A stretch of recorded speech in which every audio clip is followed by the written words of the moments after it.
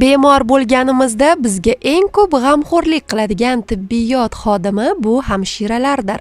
Davo muolajalarini o'z vaqtida olishimizni ta'minlaydigan, bizni parvarishlaydigan, yordam beradigan, nafaqat muolaja, balki shirin so'zi bilan jonimizga oro kiradigan kasb vakilidir ular. Respublika onkologiya va radiologiya ilmiy-amaliy tibbiyot markazi Farg'ona filialida faoliyat yuritayotgan hamshiralarning barchasi ana shunday fazilat egalaridir. Hozir ana shunday hamshiralardan biri bilan tanishtiramiz. Men Eshonova Sevara, Respublika ixtisoslashtirilgan onkologiya va radiologiya ilmiy-amaliy tibbiyot markazi Farg'ona viloyati filialining ximiyoterapiya bo'limida muolaja hamshirasi vazifasida ishlab kelmoqdaman. Bizning bo'limimiz 20 ta o'ringa mo'ljallangan bo'lib, 1 yil mobaynida 1800 va 2000 dan oshiq bemorlar bizning bo'limimizda davolanib chiqishadi. Bizning bo'lim 20 ta o'ringa mo'ljallangan bo'lib, bizda 25 nafar xodim, tibbiy xodim bemorlarga xizmat ko'rsatadi.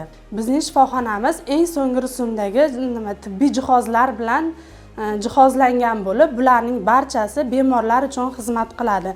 Bizning shifoxonamizda o'sha terapiya bo'limida davlat tomonidan ko'p dorilar bemorlar uchun bepul beriladi. Bo'limimizda bepul yotib, kasallar bepul davolanib chiqishadi.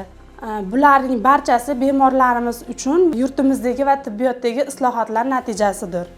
Bizning bo'limimiz ximiyoterapiya bo'limi. Bizda muolajalarni bajarish vaqtida nafaqat dorilar bilan, balki shirin so'zlarimiz bilan bemorlarning hayotga bo'lgan, yashashga bo'lgan o'sha kuchini yana qayta tiklashga xuddi o'zimizni ota-onamizga qilgan muomalamiz, aka-uka, opa-singilga qilgan muomalalarimiz kabi muomala qilamiz.